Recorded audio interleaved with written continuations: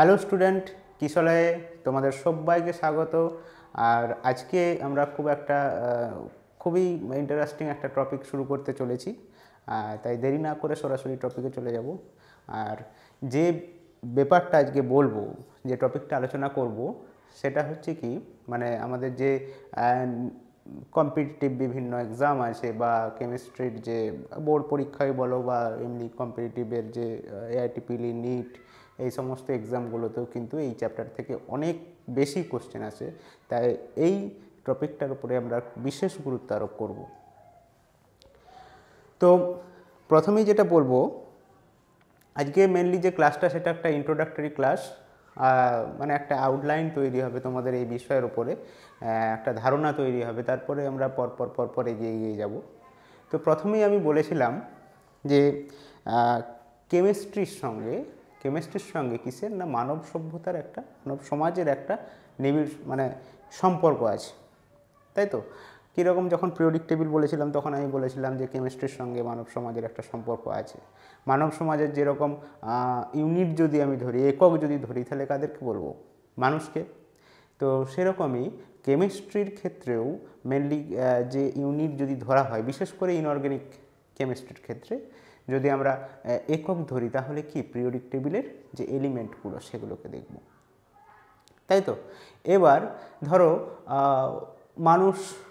মানব সমাজের ক্ষেত্রে আমরা কেউই চায় না নিঃসঙ্গ জীবনযাপন করতে। আন্দামান নিকোবর দ্বীপপুঞ্জে গিয়ে, একটা আইল্যান্ডে গিয়ে কী করলাম না, একজন ওখানে চলে গেলাম, কিছুই নাই, একদিন দুদিন ভালো লাগবে, চারিদিকে জল, না পারবো উপরে উঠতে, আকাশে উঠতে, না পারবো জলে যেতে। তো কী হবে না, চারিদিকে ওই একা একা বসে থাকতে হবে। একদিন ভালো লাগবে, দুদিনের বেলা এসেই আমাদের পারিবারিক বা বন্ধু বান্ধব পরিবারকে খুবই মিস করব, তাই না? তাই আমরা কেউই চাই না নিঃসঙ্গ জীবন কাটাতে। একটা পারিবারিক বা আমরা কি চাই না, একটা পরিবারের মধ্যে নিজেদেরকে ইনক্লুড করে একটা দৃঢ় বন্ধনে নিজেদেরকে বন্ধন সৃষ্টি করে নিজেদের মধ্যে কি করি না, একটা সুস্থিত বা স্টেবিল একটা ফর্মে আসতে চাই, তাই না? তাই সেই রকমই কী হয় না, কেমিস্ট্রির ক্ষেত্রেও দেখব যে কি না, বিভিন্ন এলিমেন্টগুলো তাদের নিজেদের মধ্যে বিভিন্ন রকম বন্ধন গঠন করে, ঠিক আছে? তাহলে আমাদের ক্ষেত্রে যেরকম ধর্ম এরকম বন্ধন সৃষ্টি করার জন্যে বা পারিবারিক বন্ধনে আবদ্ধ হওয়ার জন্য আমাদের বিভিন্ন রকমের বন্ড ফর্ম দেখতে পাবো, যেমন বাবা মায়ের মধ্যে, ভাই বোনের মধ্যে, তারপরে ধরো স্বামী স্ত্রী, পিতা পুত্র, এদের মধ্যে বিভিন্ন রকমের বন্ড দেখতে পাই আমরা। ঠিক একই রকমভাবে ইনঅর্গ্যানিক কেমিস্ট্রি বা কেমিস্ট্রির ক্ষেত্রেও আমরা দেখতে পাবো বিভিন্ন রকমের বন্ড, যেমন কোঅর্ডিনেশন বন্ড, সমযোজী বন্ধন, অসমযোজী বা কোঅর্ডিনেশন বন্ড, কোভ্যালেন্ট বন্ড মানে সমযোজী বন্ধন, আয়নিক বন্ড বা তড়িৎযোজী বন্ধন, ঠিক আছে? এরকম বিভিন্ন বন্ধন দেখতে পাবো। তো এই বন্ধনকে নিয়েই কেমিস্ট্রিতে যখন আলোচনা করব, কেমিস্ট্রি তো মানে রসায়ন, তাহলে রসায়নে যখন আলোচনা করছি, কেমিস্ট্রিতে যখন আলোচনা করছি, তখন সেই সাবজেক্টের নাম কী হবে? Chemical bonding.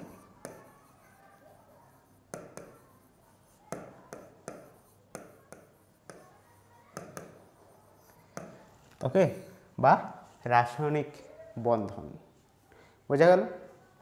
এবার এই যে নামটা আছে, এই নামটাকে যদি আমরা অ্যানালাইজ করি, দেখো কোনো কিছু নামকে এই কেমিক্যাল বন্ডিং যদি বলি, এর যদি ডেফিনেশন বলতে চাই, ঠিক আছে, তাহলে কি হবে, কোনো নামকে যদি আমরা ঠিকঠাকভাবে অ্যানালাইজ করি বা ঠিকঠাকভাবে পর্যবেক্ষণ করি, তাহলে কিন্তু তার মধ্যেই তার সংজ্ঞাটা লুকিয়ে থাকে। দেখো, এটা তো আর সেই কানা ছেলের নাম পদ্মলোচন হবে না এখানে, তাই না? তাই এটা হচ্ছে রসায়ন, কেমিস্ট্রি বা যে কোনো বিজ্ঞান বলো, যখন আমরা কি পড়বো না, এই যে কেমিক্যাল বন্ডিং, এটাকে যখন অ্যানালাইজ করবো, এর মধ্যেই সংজ্ঞাটা লুকিয়ে আছে। তো সেরকমভাবে আমাদের পড়লে জিনিসটা মনে থাকবে, না হলে কী হবে, মুখস্থ করতে হবে।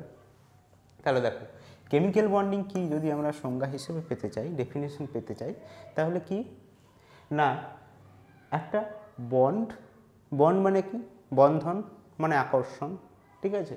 সেটা কি হচ্ছে, কেমিক্যালি ফর্ম করছে। তার মানে কাদের মধ্যে বন্ধন তো একা একা হয় না, কাদের মধ্যে হবে, দুই বা ততোধিক পরমাণু বা অণুর মধ্যে। দুই বা ততোধিক পরমাণু বা অণুর মধ্যে যে আকর্ষণ ক্ষমতা বা টান, যে টানটা থাকে সেটাকে কি বলবো, কেমিক্যাল বন্ডিং। তাহলে কেমিক্যাল বন্ডিং দেখো, এটাকে যদি আমরা ঠিকঠাকভাবে অ্যানালাইজ করি তাহলেই কিন্তু সংজ্ঞাটা পেয়ে যাব। দুই বা ততোধিক অণু বা পরমাণুর মধ্যে যে টান বা আকর্ষণ কাজ করে সেটাকেই বলবো কি, কেমিক্যাল বন্ডিং। বোঝা গেল? এবার দেখো, এই যে কেমিক্যাল বন্ডিং, এটাকে আমরা ডেফিনেশন পেয়েছি। এখন এই যে বন্ড বা বন্ধন, কেন, অনেক কোশ্চেন আছে, কেন ফর্ম করে, কেন বন্ধনে আবদ্ধ হয়, ঠিক আছে, বা বন্ধনটা কিভাবে হয়। তো বন্ধনে কেন আবদ্ধ হবে না, স্টেবিল অর্থাৎ সুস্থিত একটা কনফিগারেশন, সুস্থিত একটা কনফিগারেশন বা বিন্যাস, ইলেকট্রনিক বিন্যাস লাভ করার জন্য কি হয় না, এলিমেন্টগুলো বন্ধনে আবিষ্ট হয়। ঠিক আছে, তাহলে এই যে সুস্থিত বা স্টেবিল কনফিগারেশন, কেন বন্ধন, কেন বন্ডিংটা কেন হয় না, স্টেবিলিটি পাওয়ার জন্য, স্টেবিলিটি পাওয়ার জন্য। ঠিক আছে, এবার এই যে স্টেবিলিটি, এই স্টেবিলিটিটা পাবো কি করে, কেমিক্যাল বন্ডিং কেন করছি না, স্টেবিলিটি পাওয়ার জন্য। স্টেবিলিটিটা কিভাবে হবে না, এখানে বলল কি 1916 সালে কোসেল আর লুইস দুজন বিজ্ঞানী কি করলো না, একটা রুল দিল। ঠিক আছে, সেই রুলটার নাম হলো কি অক্টেট রুল বা অষ্টক সূত্র। ঠিক আছে, অষ্টক বা অক্টেট রুল।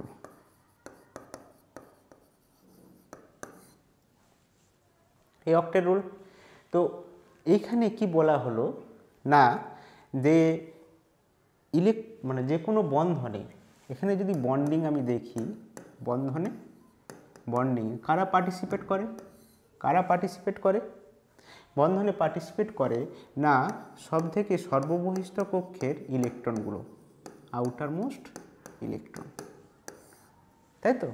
বন্ধনে কারা পার্টিসিপেট করে, আউটার মোস্ট ইলেকট্রনগুলো। এবারে এই ইলেকট্রনগুলো পার্টিসিপেট করছে, অংশগ্রহণ করছে কেমিক্যাল বন্ড ফরমেশনের জন্য। কি মানে কিভাবে করবে, তাদের অ্যারেঞ্জমেন্টটা কী হবে, কতক্ষণ পর্যন্ত পার্টিসিপেট করতে পারে না, যতক্ষণ পর্যন্ত না অক্টেট অর্থাৎ অষ্টক পূর্ণ হচ্ছে, কোথায় না সর্ববহিষ্ঠ কক্ষে। ঠিক আছে, সর্ববহিষ্ঠ কক্ষে অক্টেটই কেন ফিল আপ হতে হবে, কেন 7টা বা 6টা হলে হবে না, কারণ আমরা যে নোবেল গ্যাসগুলো দেখেছি, দেখো নিয়ন, আর্গন, ক্রিপ্টন, জেনন, রেডন, ঠিক আছে, এদের ক্ষেত্রে হিলিয়ামটা ছাড়ো, এদের ক্ষেত্রে সব থেকে বাইরের কক্ষে ইলেকট্রন কতগুলো আছে, 8টা, তাই না। সবচেয়ে বাইরের কক্ষে ইলেকট্রন কতগুলো আছে, 8টা। এই এখানে দেখো 2s2 2p6, এদের তো জেনারেল কনফিগারেশন SnS2 np6, এটা এদের জেনারেল কনফিগারেশন।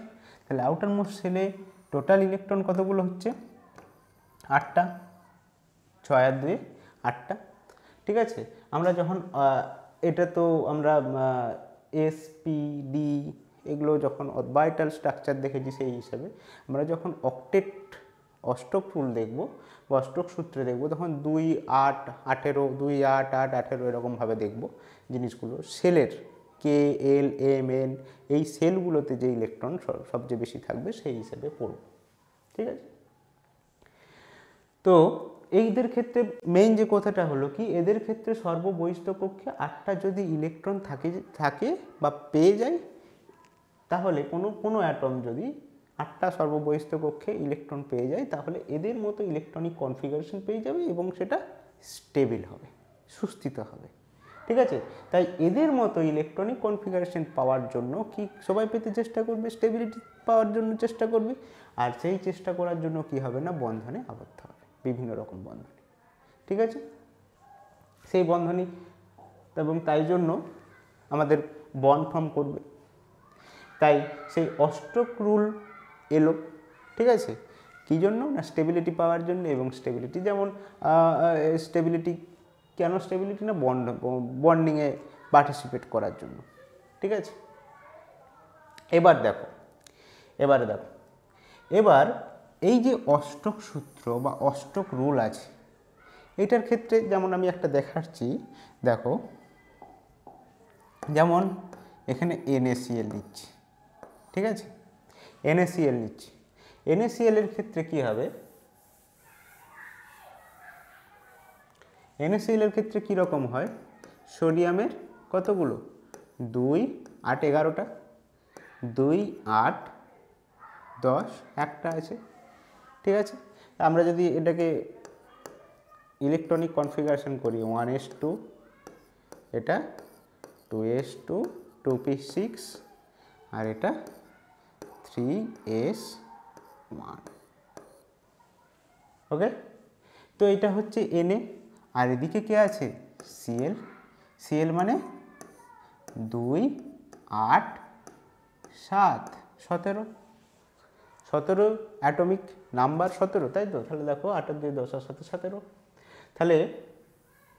তাহলে কি হচ্ছে, এর সর্ববহিষ্ঠ কক্ষে যদি আমি একটা ইলেকট্রন দিতে পারি, তাহলে কিন্তু দেখো 8টা আছে, একটা ইলেকট্রন যদি নিতে পারে কারোর কাছ থেকে, তাহলে কি হবে 2 8 8, এবং সেটায় অষ্টক ফুলফিল হবে, তাই তো। অষ্টক ফুলফিল হলে নোবেল গ্যাসের মতো কনফিগারেশন আসবে, নোবেল গ্যাসের কনফিগারেশন হলে স্টেবিলিটি পাবে, তাই।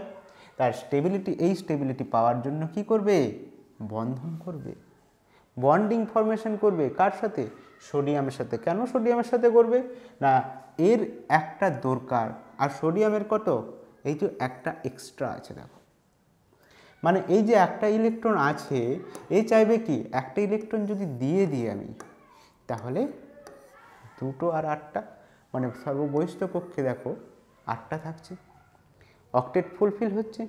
তাহলে এও কিন্তু নোবেল গ্যাসের মতো কনফিগারেশন পাবে, তাই না, যেটা আমি দেখিয়েছিলাম নোবেল গ্যাসের মতো কনফিগারেশনে। এই জন্য নিয়নের মতো কনফিগারেশন পেয়ে যাবে।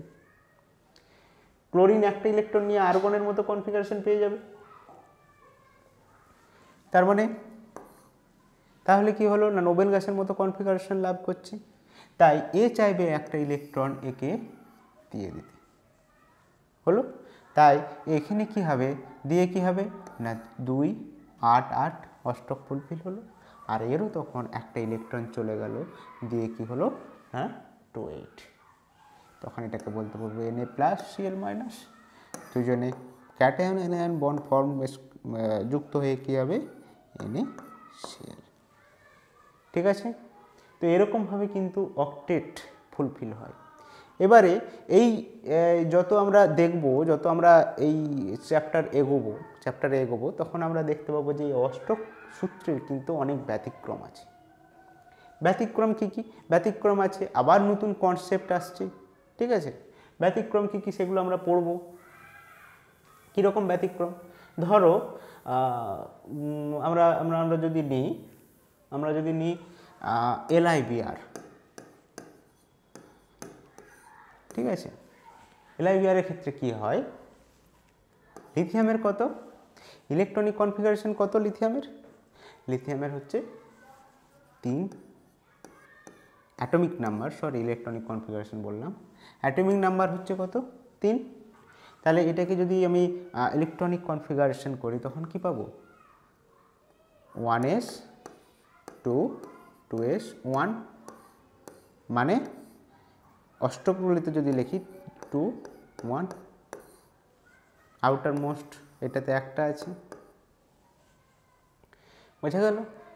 এবার ব্রোমিনের ক্ষেত্রে কি হয়, ক্লোরিন ব্রোমিন আয়োডিন এদের ক্ষেত্রে জানো, এদের ক্ষেত্রে আউটার মোস্ট যে কনফিগারেশন থাকে, তাতে কি থাকে NS2 NP7, এটা তো NS2 NP7 থাকে, বোঝা গেল। এবার তাহলে কি হবে, এরও কিন্তু একটা ইলেকট্রন দরকার, আর এরও দেখো একটা ইলেকট্রন দরকার, বা একটা ইলেকট্রন দিয়ে দিলেও এটা হয়ে যাবে, নিয়ে নেবে। কিন্তু এদের দুজনের মধ্যে কি হয় না শেয়ারিং হয়, ভাগাভাগি হয় একটা ইলেকট্রনের। কিভাবে দেখো, লিথিয়ামের একটা ইলেকট্রন সর্ববহিষ্ঠ কক্ষের যে ইলেকট্রন সেটাকে আমি এরকমভাবে লিখলাম, আর ব্রোমিনের যে 7টা ইলেকট্রন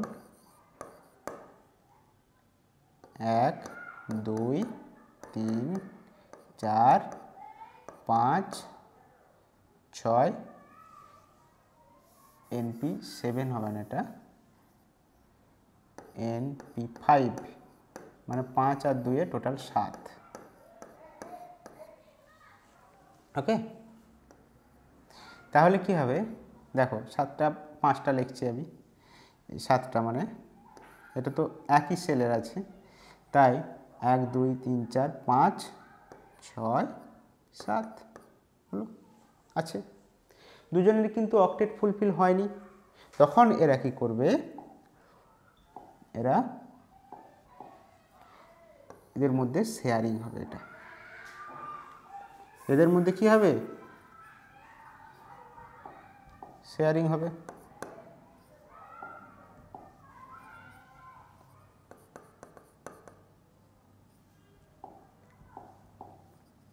এক 2 3 4 5 6 7, এদের মধ্যে তখন কি হবে, শেয়ারিং হবে। এই যে ইলেকট্রনগুলো এটা দুজনই এতে দুজনেরই ভাগ আছে, তখন কি করবে দেখো, এদের দুজনে কি হবে 1 2 3 4 5 6 7 8, এর হয়ে গেল 8টা, কিন্তু এর হয়ে গেল কটা, এর কটা হবে, দুটো। তাই এই ক্ষেত্রে দেখো লিথিয়ামের কিন্তু সর্ববহিষ্ঠ কক্ষে দুটো ইলেকট্রন হচ্ছে, 8টা ইলেকট্রন হয়নি। তাই এটা আমরা কি বলবো, অষ্টক সূত্রের যে ব্যতিক্রম, অক্টেট রুলের এক্সেপশন, তাই না। এদের ক্ষেত্রে কি বলবো, এটাকে ইনকমপ্লিট অক্টেট বা অসম্পূর্ণ অষ্টক। ঠিক আছে, আরও আমরা দেখতে পাবো, আমরা যদি এখানে BF3 ক্ষেত্রে নিই, BF3 বোরনের ক্ষেত্রে দেখতে পাবো, সেটা BF3 যদি নিই, BF3 নিই, কী হবে, বোরনের কত 5, বোরনের 5, মানে এটা কি লিখতে পারি 2 3, তাই তো 5, তার মানে 3টে আছে, এখানে 3টে 1 2 3, 3টে ফ্লোরিনের সঙ্গে এখানে ফ্লোরিন F, আবার এখানে F, আবার এখানে F, দেখো দিয়ে ব্রোমিনের কটা হচ্ছে, 8টা হচ্ছে কি, 1 2 3 4 5 6টা, 6টা ইলেকট্রন হচ্ছে। আউটার মোস্ট অরবিটে, আউটার মোস্ট সেলে কটা হচ্ছে, 8টা হচ্ছে না। তাই এটাওকে আমরা বলতে পারি কি, ইনকমপ্লিট অক্টেট। ওকে, এবার এরকম ব্যতিক্রম আমরা যেরকম ইনকমপ্লিটের ক্ষেত্রে দেখতে পাচ্ছি, সেরকম আবার দেখব কিসের ক্ষেত্রে, মানে অষ্টক আবার প্রসারণ হচ্ছে কিছু কিছু ক্ষেত্রে আমরা দেখতে পারবো, মানে 8টার থেকে আবার বেশি হয়ে যাচ্ছে। যেমন যদি দেখি আমরা PCl5 ক্ষেত্রে, PCl5 ক্ষেত্রে ফসফরাসের কত 15, মানে কি দেখতে পারি 2 8 5, এটাকে যদি আমরা ইলেকট্রনিক কনফিগারেশন করি কি হবে 1s2, এটার জন্য 8-এর জন্য 2s2 2p6, 5-এর জন্য কি পাবো 2s2 2p6, এটা হচ্ছে 2 আর 2 4, 6 আর 4 10, এটা হচ্ছে 3s2 3p3। ঠিক আছে, তাহলে আউটার মোস্ট সেলে সর্ববহিষ্ঠ কক্ষে কতগুলো আছে, 5টা ইলেকট্রন, এখানেও তাই। বোঝা গেল, এই যে 5টা ইলেকট্রন, আমি যদি এরকমভাবে এগুলোকে চিহ্নিত করি, 1টা 2টো 3টে 4টে 5টা ফসফরাসের বাইরের কক্ষে। ক্লোরিনের আছে 5টা ক্লোরিন আছে, দেখো PCl5 5টা ক্লোরিন, তো 5টা ক্লোরিনকে এইভাবে দিয়ে দিলাম Cl, এদের ইলেকট্রন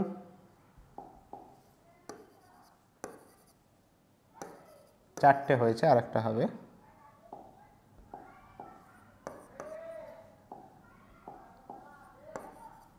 হয়েছে।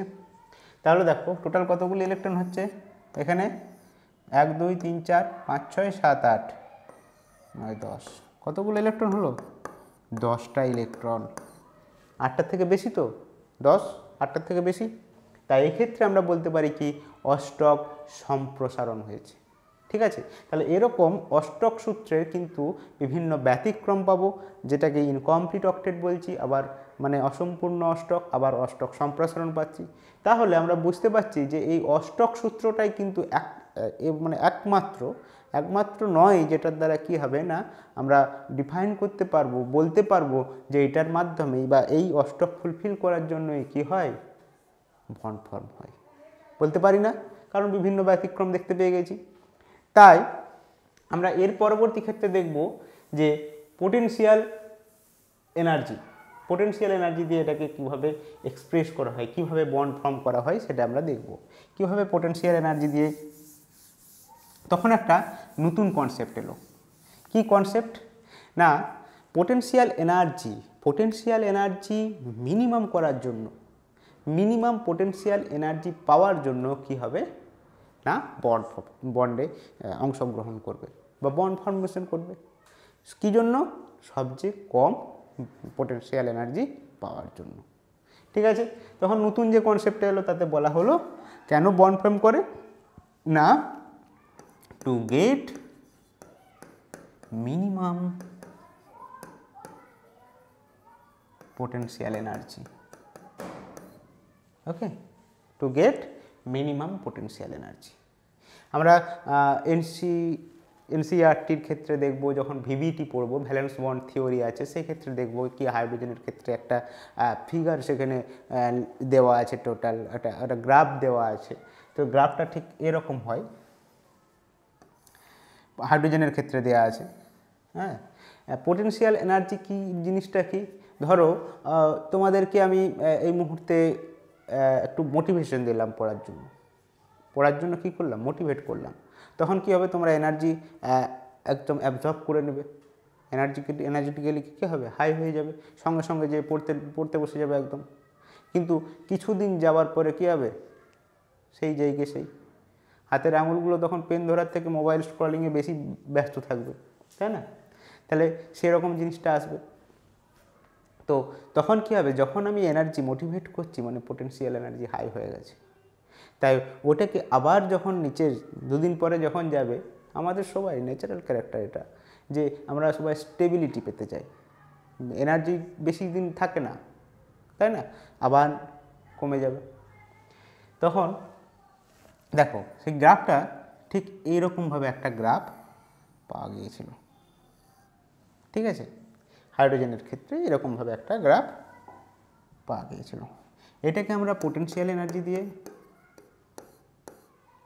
বলেছিলাম, এই অ্যাক্সিসটা, আর এটাকে আমরা বলেছিলাম আর, অর্থাৎ ডিস্টেন্স।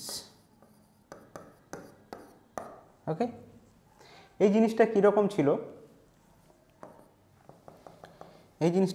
ছিল, দেখো এই জায়গায় যদি আমি একটা পয়েন্ট নিই, এই জায়গায় কি হচ্ছে না, এখানে কি দেখো দুটো অ্যাটম আছে, এদের ক্ষেত্রে এখানে আর হচ্ছে ম্যাক্সিমাম, এই জায়গাটায় আর, এই জায়গাটা আর, তাহলে এই জায়গায় আরটা হচ্ছে কি ম্যাক্সিমাম, মানে এখানে আর এটাকে যদি বলি, তো এখানে পোটেনশিয়াল এনার্জি কম, অবশ্যই কম, কিন্তু মিনিমাম নয়, মনে রাখতে হবে। আমাদের এখানে লিখেছি কি, to get minimum potential energy. তো মিনিমাম পোটেনশিয়াল এনার্জি কোথায় পাবে, দেখো আরও কমতে কমতে কমতে কমতে এইখানে আসছে, এইখানে কি আসছে, মিনিমাম পোটেনশিয়াল এনার্জি। তাহলে এখানে কিন্তু মিনিমাম নয়, তাই আর বেশি আছে। পরের যে ফিগারটা পাবো, যদি এই জায়গাটায় লিখি আমি, তাহলে এরকম একটা পাবো, দেখো আর এখানে যে আরটা ছিল, এখানের যে আর আছে, এই আরটা নিচ্ছি অনেক কম। ঠিক আছে, তাই এখানের যে ডিস্টেন্সটা আছে, এখানে ডিস্টেন্সটাও কমে গেছে। আর এখানে তো অনেক কম, এখানে বেশি ছিল আর, এটাকে তো আমরা এই অ্যাক্সিসটাকে তো আর বলেছি, তাহলে এইখানের যে আর, সেটাকে অনেক কম হয়ে গেছে এর থেকে ডিস্টেন্সটা দুটো অ্যাটমের মধ্যে। এবং দেখো এক্ষেত্রে কি হচ্ছে না, সব থেকে লোয়েস্ট বা মিনিমাম পোটেনশিয়াল এনার্জি এখানে পাচ্ছি, এবং তাই জন্য এইটা একটা স্টেবল হবে। এটা কি হবে? স্টেবল হবে। স্টেবল হলে আমরা এই যে এই ডিস্টেন্সটাকে কি বলি? Bond length. ঠিক আছে, কোনটাকে বলবো? এই আরটাকে বলবো, এইটাকে বলবো, এটাকে কি বলবো? বন্ড, এটাকে বলবো বন্ড লেন্থ। আর এই যে এনার্জির যে এটা ডিস্টেন্সটা যেখানে ন্যূনতম হচ্ছে সব থেকে কিটা না পোটেনশিয়াল এনার্জিটা, সেটাকে আমরা কি বলবো না বন্ড এনার্জি। বুঝে গেল? Bond energy. তো এবার দেখো তাহলে এইটাকে আমরা স্টেবল পেলাম। এবারে যদি ধরো এই জায়গায় একটা পয়েন্ট নিচ্ছি, এখানে কি হচ্ছে দেখো, এখানে হচ্ছে দেখো আরটা সব থেকে, আর কত? আর দেখো এটার বোঝা যাচ্ছে না, এটাকে আর নিচ্ছি, এটা আর এই জায়গার পয়েন্টটায়। তাহলে এই জায়গার পয়েন্টে আর একদম খুব, এটা যদি অ্যাটম হয় একদম এখানে আর একটা অ্যাটম। ঠিক আছে, তো এর ক্ষেত্রে দেখো পোটেনশিয়াল এনার্জি একদম উপরে চলে গেছে। মিনিমাম তো করার জন্য বন্ড ফর্ম করে, মিনিমাম তো দূরের কথা, দেখো একদম সব থেকে ম্যাক্সিমামের দিকে ট্রেড করে, ম্যাক্সিমাম পোটেনশিয়াল এনার্জি দিকে গ্রাফটা চলে যাচ্ছে। ঠিক আছে, কারণ এদিকে উঠছে আস্তে আস্তে, যত আর কমবে ম্যাক্সিমাম পোটেনশিয়াল এনার্জি পাবো। ঠিক আছে, তাহলে এটা কিন্তু স্টেবল হবে না। দুটো অ্যাটম যখন কাছাকাছি আসে, এদের খুব কাছাকাছি এলে কী হবে, এদের যে আউটার মোস্টেলের যে ইলেকট্রনগুলো আছে সেগুলো কী হবে, একে অপরের মধ্যে রিপালশন হবে, কিন্তু বন্ডটা বেশি স্টেবল হবে না। তাই এক্ষেত্রে কিন্তু এইখানে যে বন্ডটা হবে সেখানে দেখো পোটেনশিয়াল এনার্জি সব থেকে বেশি, তাই বন্ডটা স্টেবল হবে না। হবে কোথায়? এই জায়গাটায়, এই পয়েন্টটায়। ঠিক আছে, এটা যখন ভ্যালেন্স বন্ড থিওরি পড়বো তখন পড়বো আমরা। বোঝা গেল?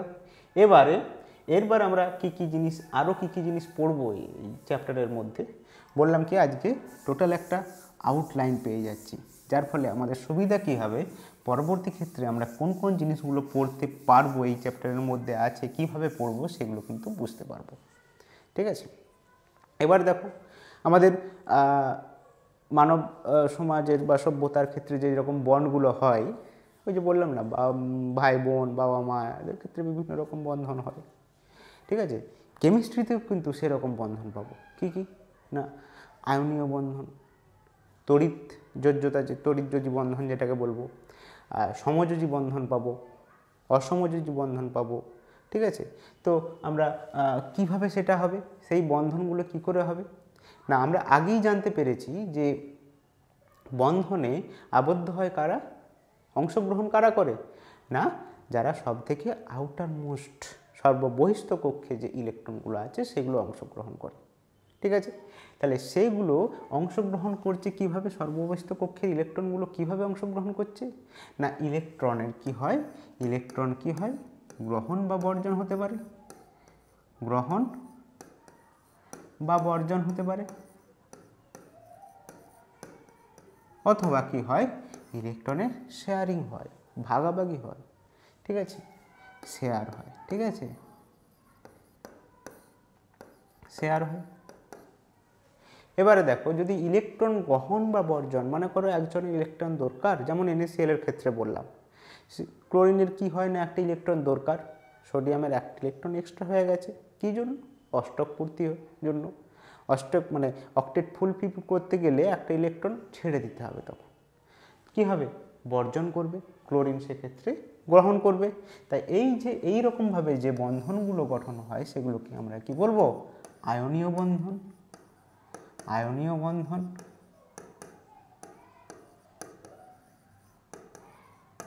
বা ইলেকট্রোভ্যালেন্ট বন্ড। বোঝা গেল? এবার শেয়ার হয়। শেয়ারের ক্ষেত্রে কি হয়, ভাগাভাগি হয় যখন, শেয়ারের ক্ষেত্রে আবার দুটো আছে। কিভাবে হয়, ধরো এখানে একটা এর একটা দুটো ইলেকট্রন আছে, বা এর বি, এখানে একটা ইলেকট্রন আছে, এখানে একটা ইলেকট্রন আছে, তো দুজনেই বললো যে আমারও একটা ইলেকট্রন দিচ্ছি, তুইও একটা ইলেকট্রন দে। তাহলে দুজনে এই যে ইলেকট্রন জোড়টাকে দুজনেই শেয়ার করছে, করার মাধ্যমে কি করছে না অষ্টক পূর্ণ করছে। যেমন আমরা দেখব HCl এর ক্ষেত্রে, HCl এর ক্ষেত্রে কি হয়, HCl এর ক্ষেত্রে কি হয় না হাইড্রোজেনের কত একটা ইলেকট্রন আছে সর্ববহিষ্ঠ কক্ষে, আর ক্লোরিনের কটা আছে 7টা আছে, তাই তো 2, 8, 7। তাহলে এরা যদি দুজনের, দেখো এখানে হাইড্রোজেন লিখি আর এখানে ক্লোরিন, ওকে, তো এখানে হাইড্রোজেনের একটা ইলেকট্রন আর ক্লোরিনের কটা আছে 7টা, 1, 2, 3, 4, 5, 6, 7, 1, 2, 3, 4, 5, 6, 7। এবার দেখো এরা দুজনে ঠিক করলো কি আমরা কাউকে একবারে দেবো না, গ্রহণও করব না বা বর্জনও করব না, একটা ইলেকট্রন জোড় তৈরি করি, সেটা দুজনে ভাগাভাগি করে নেব, ঠিক আছে। এই জোড়টার এও দিল, ক্লোরিন একটা ইলেকট্রন দিল, আবার হাইড্রোজেনের একটা ইলেকট্রন দিল, দিয়ে কি করলো না এই জোড়টাকে দুজনেই ব্যবহার করতে লাগলো। তাহলে হাইড্রোজেনের ক্ষেত্রে কটা হলো, 2টো ইলেকট্রন সব থেকে আউটার মোস্ট সেলে, আবার ক্লোরিনের ক্ষেত্রে দেখো 8টা হয়ে গেছে, 1, 2, 3, 4, 5, 6, 7, 8 হয়ে গেল। তো এরকমভাবে যে বন্ধনটা গঠন করা হচ্ছে মানে দুজনেই ইলেকট্রন জোড়েতে সমানভাবে পার্টিসিপেট করছে, তো এরকমভাবে যে বন্ধনটা গঠন হচ্ছে সেটাকে আমরা কি বলবো, সমযোজী বন্ধন। তাহলে বলতে পারি কি সমযোজী বন্ধন বা সমযোজী বন্ধন বা কোভ্যালেন্ট বন্ড, ওকে। এবার আরেকটা কি হয় একবারে দিয়ে দেয়, ঠিক আছে, মানে একজনই শুধুমাত্র ডোনেট করে। ধরো এ একটা ইলেকট্রন আছে, এ একটা অ্যাটম আছে, বি আছে, ঠিক আছে, এতে কি হয়েছিল দুজনেই দিচ্ছিল, শেয়ার করছিল, এতে কি হচ্ছে এর 2টো ইলেকট্রন এইখানে দিল, তাহলে এখানে কটা ইলেকট্রন হলো, 2টো ইলেকট্রন হবে, এই 2টো ইলেকট্রন এখানে চলে এলো, এই 2টো ইলেকট্রনে বিও শেয়ার করছে, এও শেয়ার করছে, কিন্তু দিচ্ছে কে এ, তাই না, ওটাতে কি হচ্ছিল এ বি দুজনেই এখানে দিচ্ছিল এবং দুজনেই সমানভাবে ব্যবহার করছিল, এতে এ দিচ্ছে বি এবং এ দুজনেই সমানভাবে ব্যবহার করছে, এটাকে আমরা কি বলবো অসমযোজী বন্ধন, কি বলবো অসমযোজী বন্ধন বা কোঅর্ডিনেশন বন্ড, কি না কোঅর্ডিনেশন বন্ড, যেটা আমরা যদি একটা এক্সাম্পল নিই তাহলে দেখতে পাবো। দেখো আমরা যদি একটা এক্সাম্পল নিই, কীরকম এক্সাম্পল, ধরো আমরা NH3 নিচ্ছি, NH3 আর HCl এর মধ্যে রিয়াকশান করাচ্ছি, ঠিক আছে, NH3 করছি, দেখো এটা হচ্ছে নাইট্রোজেন, ঠিক আছে, এখানে হাইড্রোজেন আছে, হাইড্রোজেন আছে, হাইড্রোজেন আছে, এটা NH3। এবার এর যে ইলেকট্রনগুলো, নাইট্রোজেনের ইলেকট্রন একটা 5টা আছে তো সর্ববহিষ্ঠ কক্ষে, 2টো 3টে, এখানে 2টো, আর হাইড্রোজেনের যে ইলেকট্রন